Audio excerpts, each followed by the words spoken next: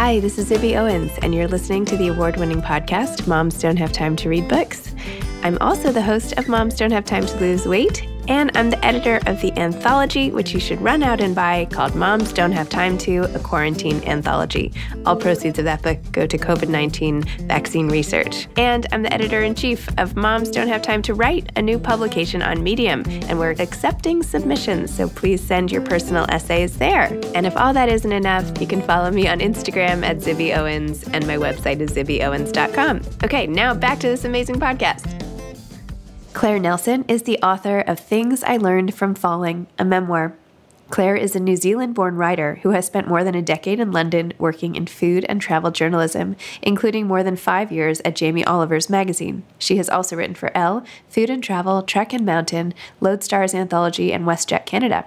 Things I Learned from Falling is her first book. She lives in Toronto. Welcome, Claire. Thank you so much for coming on Moms Don't Have Time to Read Books to discuss Things I Learned from Falling, a memoir. Thank you so much for having me. Oh my gosh, Claire, I saw this book when I first heard about it. I was like, I'm going to love that book. I need to read this book right away. This is amazing. And it did not disappoint. First of all, your story is just so incredible, but the way you wrote about it and the lessons you got from it and how inspiring. Oh my gosh, I had goosebumps. It was just awesome. So anyway, I'm so glad you wrote it. Thank you so much. Would you mind telling everybody who might not know what your story is all about, what happened, and then when you decided to even make this a book? Wow. Okay. So, I don't know where to begin, but the crux of the story is it's based around an accident I had while hiking in Joshua Tree National Park in California. I had left London to go and travel and sort of find some balance in my life and being alone in the outdoors. I had a fall, had an accident, and was left seriously injured in the desert for 4 days and 3 nights, and kind of trying to come to terms with the fact that I might not come out alive. And through that, then really looking at my life and getting a lot of that clarity that I'd gone looking for in a very fast-tracked kind of a way. Yeah, this is not exactly what you meant by, finding yourself. No. Wow. Well, first of all, your sort of physical endurance is really out of this world. I mean, I know that were times in the book where you were like, pain or death, but still to endure so much physical pain and come out the other side was, I don't even know how you did that. It's amazing. I think that we are so much stronger than we think we are. And the good thing is that we don't have to usually put that to the test. In our day-to-day lives, we're not having to really push the boundaries on our own capacity to stay alive, which is good. But I think if you are in those situations, I think anyone would surprise themselves about what they actually can endure and how strong they are. And just before I go into things that happened, can I get the PS, what happens after the book? So are you totally fine in terms of, I know obviously you were out hiking and everything, but are you okay? Do you have lingering side effects physically from what happened? Or tell me what life is like now. Yeah, I should preface this by saying it's small potatoes. So, it's not like I'm like, oh, this is really bad. But I still have physical pain. I have sort of permanent chronic arthritis in my ankle, which I'm currently about to start some physio on, which I wasn't able to do through the pandemic. And I get niggling pains in that side of my body. And I think just the last 3 years, I have sort of everything's kind of a little bit out of alignment. So I'm just really having to focus on really looking after myself physically, which is no bad thing. But like I say, it's really not. I almost appreciate the amount of kind of what I've got, because it's just enough to remind me how lucky I am, but not enough to stop me from doing the things that I love. All right. That's a very healthy outlook towards that. And I feel like I would just be whining, but okay. I'll take it. One of the conclusions I feel that you reached in this book, or in your life, I guess I should say, is when you're sort of like, wow, fear really does stop us a lot, doesn't it? And you had one line, and of course I won't be able to find it, but it's something where you're almost talking to the reader and just yeah, look at that. Fear does really hold us back, doesn't it? Tell me about that. Yeah, it's fear is such a waste of time when you really look at it. Looking at my own life, the things that I was kind of, when you're inevitably facing death and you have that, moment of retrospection and on how you were living your life before, and did I do it right, and do I have any regrets? The things that I was like, oh, I can't believe that was how I was living my life. All of the little bits and pieces, the anxiety and the imposter syndrome and the kind of not really putting myself out there, all of that stuff, it's all fear-based. And I was like, but why is it there? Because this is fear that I have invented. And it just felt like, oh my gosh, like when I saw it, and I really looked at it from through that lens, it was like, wow, like, oh my gosh, what a waste of time. And I really wish I had a chance to kind of step over that and just get on with it, not knowing, of course, that I would have that chance. And you also talked about the importance of connection and how even when your camera stopped working, that was a loss for you because it was, your connection with the outside world in some way, even imagined, and how you related more to the Tom Hanks volleyball situation. It's my Wilson. Yeah, you're Wilson, exactly. Oh, here he is. It's my Wilson. Oh my gosh, the same camera. Still have it. Yeah, still use it. Still works. Wow. But that whole thing of, I mean, there's also like an allegory there too, which I've really only understood in sort of looking back, that I felt connected because I still had a digital device, even though it wasn't connected to anything.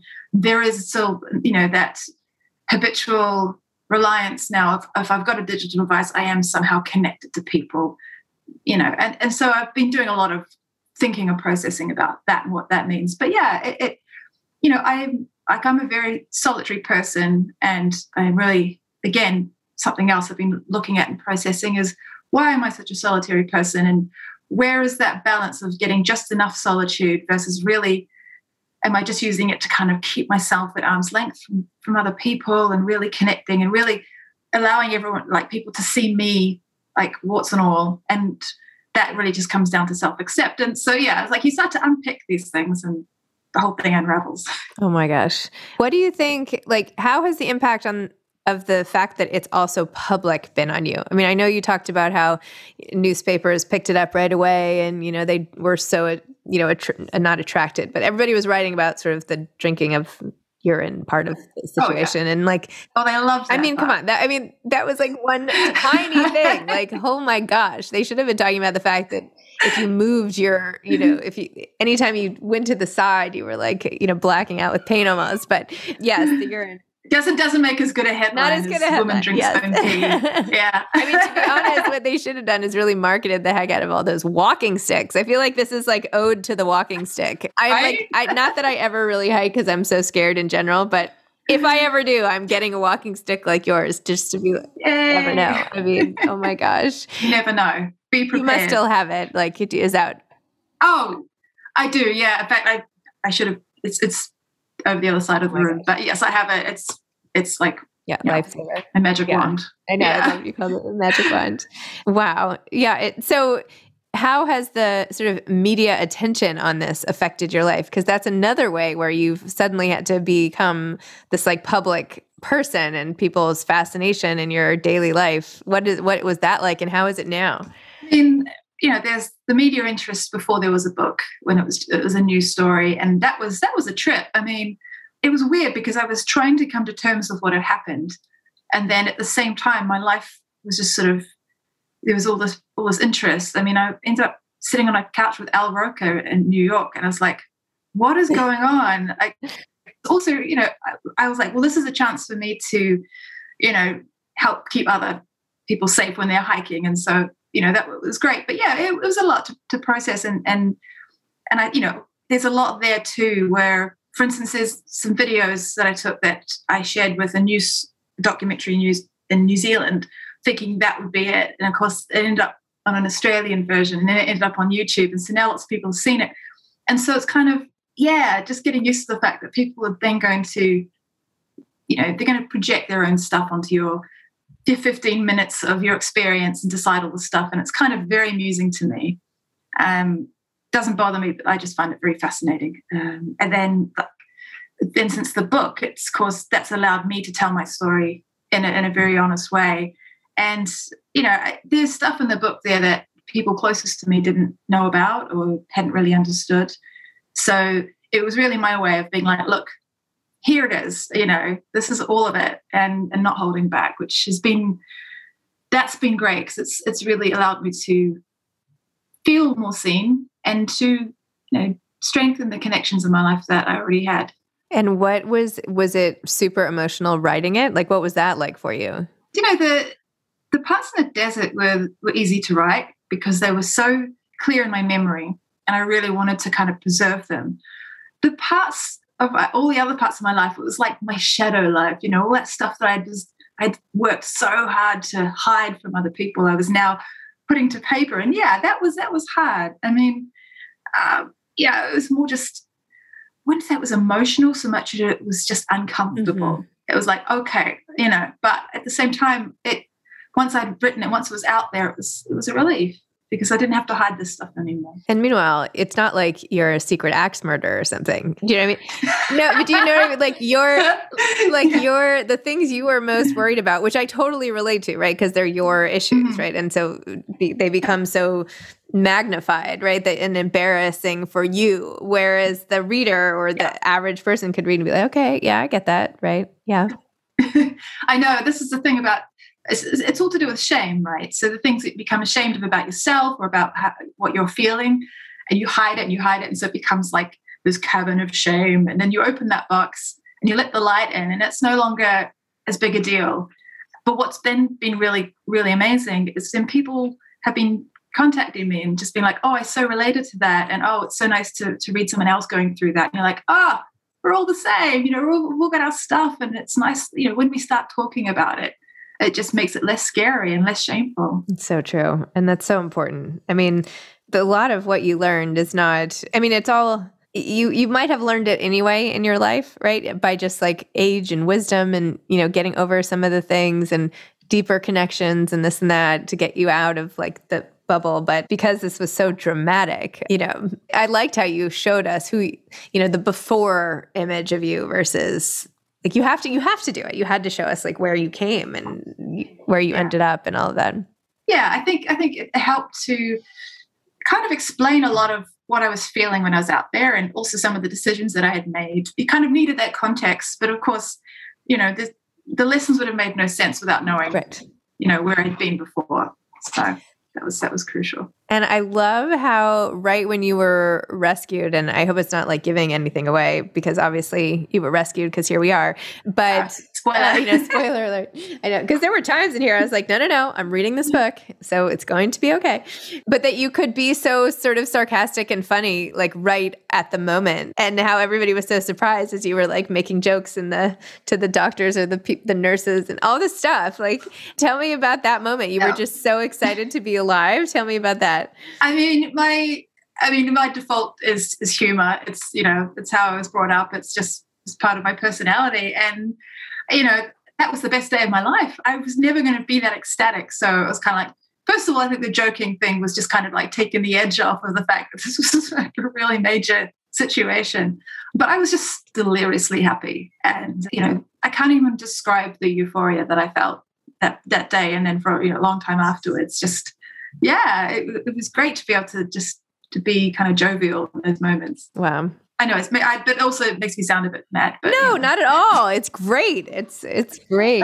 No, because it was obviously such a contrast to when we got glimpses of what you were thinking during that time, especially all of the, I'm not ready. Like, this is not like, you were like, I'm going to die here and I'm going to watch it happen slowly. And this is terrible. And this is not how I want it to end. Do you still like flash back to those times? I mean, I know you had said you have flashbacks to the whole thing, or you did at least soon afterwards, but like that moment, like, does that inspire what you do now? Yes, it does in its own way. I mean, what I remember most was that sense of acceptance, that incredible feeling of being at peace with the situation. And, I'm able to call on that because, of course, I'm still human and I'm still going to get stressed and anxious and annoyed by, trivial stuff. But I just can call on that and remember that I got to have that moment of peace and then still come through and be alive and feel all this other stuff now. And it's always going to be there, and it's always going to be the thing that I can refer to. I feel like, and I was just mentioning this to a girlfriend of mine, because I think about dying constantly. Like every morning I wake up and I'm like, okay, I hope I don't die today because I have a lot to do. And like, I'm taking this flight and oh my gosh, I hope I don't die on this flight because like I really need to get back and so it is like top of mind for me all the time. And in that way, I feel like I'm always fighting against time. I mean, I know my brand is like, haha, funny, moms don't have time, whatever, but it's also that undercurrent that like none of us have time. Like our time is all limited. And what do you do knowing that? And I think some people operate life sort of with that in the forefront. And then my girlfriend who I was talking to was like, I never think that way. Like, what? And she's like, it never occurs to me. And I was like, oh no, it occurs to me all the time. So I'm feeling like, and this is obviously a leap, but like this has to be at the front of your consciousness, having come so close that it could happen again, right? Yeah. I mean, it's so funny. Just yesterday, I was having a conversation with someone about death. And they were saying, you must have this conversation a lot. It's like, well, I mean, I like having this conversation. I think, it's the more you're aware of our mortality, it's weird to me that it's the one thing we can be certain of. And it's the one thing that should inspire what we do each day. And yet no one wants to think about it. They don't want to talk about it. They want to pretend that it's just not an issue or it's just not a reality. And I'm like, that seems strange to me because, that could do so much for us. And it's not about being morbid. It's not like, oh, we're all going to die. But we are. And hey, how about using that? Like, I like that you're using that to be like, okay, time is precious. Yeah, let's go. Let's do this. Yeah, let's go. And I think that I'm the same. It's like, for me, with my experience, it's like, well, this sucks, like whatever's happened, this sucks, but I could be dead. Or, or hey, how lucky that I get to be ticked off at this thing today because I could be dead. So this, you can use it in so many ways. But that's I think it's powerful. I think we should be using it and being more aware of it. And then again, it's a bit like shame, like you let the light in, it becomes less of a scary thing. Yes. Not to say, and I think this comes probably from a place of anxiety, right? Because anyone with enough anxiety is always like worrying about the worst thing, like thinking that if you worry about it enough when it happens, it won't be a big deal. But like there you were and you had all this anxiety and whatever, and you didn't seem any more excited about the prospect of dying either. Do you know what I mean? Like, so I'm not sure it actually works, right, as a tool. Yeah, you shouldn't be excited about it, but it's just being like, okay, well, this is a reality. And why don't I use that? Like, again, it's the whole thing of, it's almost like it takes away fear. If you really acknowledge mortality, it can really help you to just be like, well, and the fear doesn't matter because, I'm going to die one day. So I may as well just do the thing. Yeah. Again, it's just using it for good and not using it as it's something to worry about. Because again, you can't affect the outcome through worrying. And I saw on your blog and everything, so you ended up moving to Canada. Is that right? So now you're there, or yes? Was that? No, I'm in London again. Oh, you are? So okay. I had a 2-year visa for Canada. The first year was obviously turned upside down by this accident. So then by the time I was back on my feet, I had a year left on the visa and I was like, well, I want to use that. So I moved to Vancouver and that's where I wrote the book. But then my visa ran out. So I came back to London about 3 weeks before the pandemic hit. So yeah, it's been a time. Wow. Yeah. For all of us. Oh my gosh. Yeah.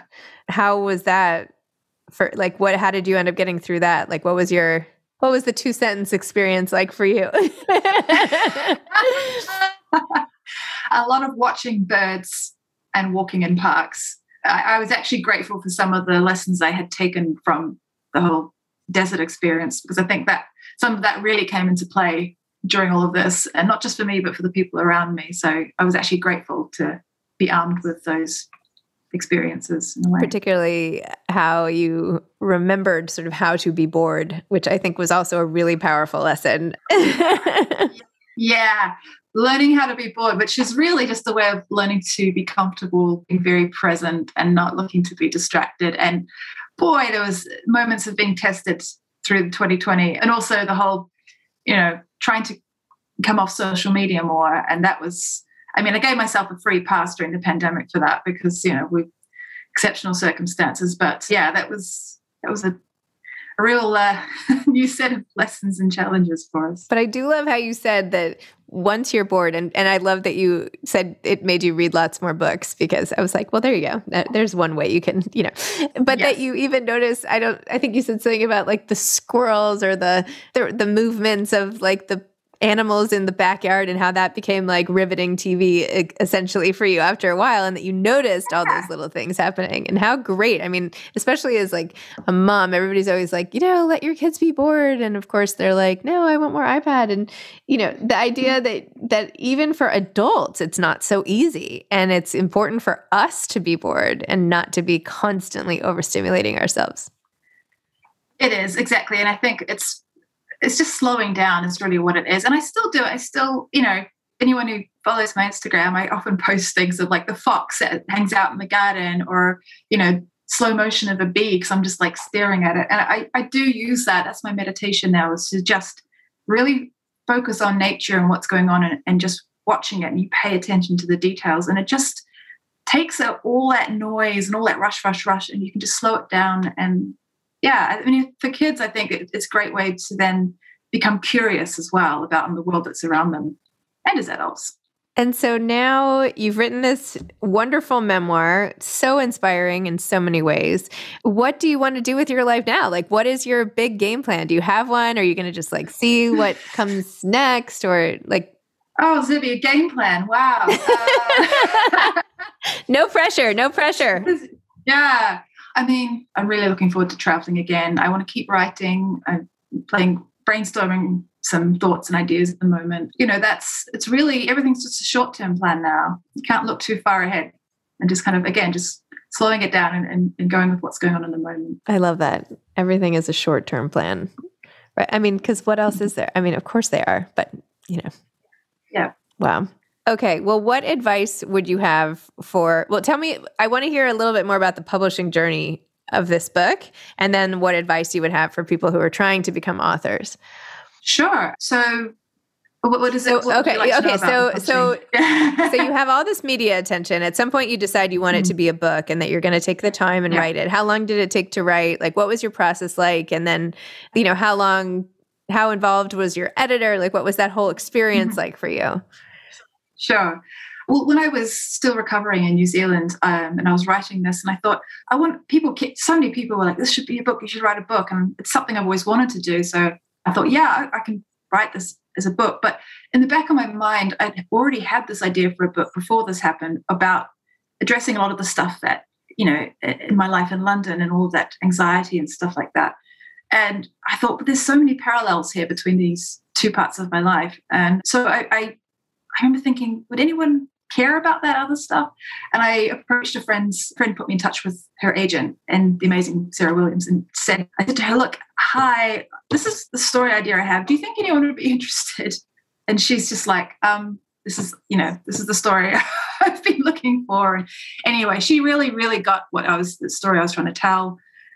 And it just kind of went from there. And by the time I was in Vancouver, I had a publisher, and then I had about 3 to 4 months to write it. So, it was intense. I would spend my days, I was working part-time in a shop, and then the rest of the time was just, sitting in cafes and going to the Vancouver Public Library, and just trying to get down, and so many thoughts. And it's hard because writing a book is really daunting, and I'm not trained to write a book. I don't have, a wealth of academic experience, and like, this is how you write a book. Just had to kind of go with what felt right. And I had, the great editor at the publishers who was just helping me to kind of pull the structure together. And it all just, sometimes I'm just like, wow, that really happened. It's Wow. That's exciting though. Wow. Okay. And so what advice would you have for aspiring authors? Gosh, I think just write the way that you speak. If it's, I'm talking like for like a memoir, that's because I don't have experience in the rest of it. Write the way you speak, write what feels right. Be prepared to have to leave parts of it out later on, but just still write everything down. And also read it out loud. Even if not to someone, but read it out loud. And it really helps you to get the hang of the language and how things sound. It's actually not something I did enough of, I think. And I would sometimes I'll read it out loud. I'm like, And also, finally, be prepared to the fact you're probably never you're still always going to want to tinker with it until someone takes it away from you. Yes. Like a kid with their Legos. It's like, all right, no, it's time. Get away. Yes, exactly. It's time now. You're like, wait. So. Wow. Well, Claire, thank you so much. What a great book. I'm so, again, inspired. I feel like a broken record that, to have you go through this. And I feel like it's as if it happened to me. Do you know what I mean? Like you're not trying to have us think that you're some superhuman person. You're trying to say you're just like everybody else with all your regular, stresses and worries. And like, this is what happened. And I don't know. It's just so great. It's like the wake up call. I hope that it helps wake people up. Although anecdotally, I found like nothing except for the sort of experiences themselves kind of shake people up. But I'm hoping that your writing is enough to at least convert a few people to the, seize the day type of mentality. But that would make me so happy. Even just one person, that would just make me so happy. Well, if any book can do it, it would be this one. So there you go. Thank you so much. All right. Well, I hope to meet you in person at some point. And yes. Yeah, well, anyway, thank you. This was really fun. Thanks so much, Okay, Zibby. Bye-bye. Bye. Thanks for listening to this episode of Moms Don't Have Time to Read Books. Don't forget to follow me on Instagram at Zibby Owens and at Moms Don't Have Time to Read Books. Also sign up for my newsletter at zibbyowens.com and sign up for my virtual book club and meet lots of authors on Zoom every other week. Thanks so much to Steve and Ryan at Texture Sound for the sound editing. And thank you to Morning Moon Productions for providing this fantastic intro and outro music.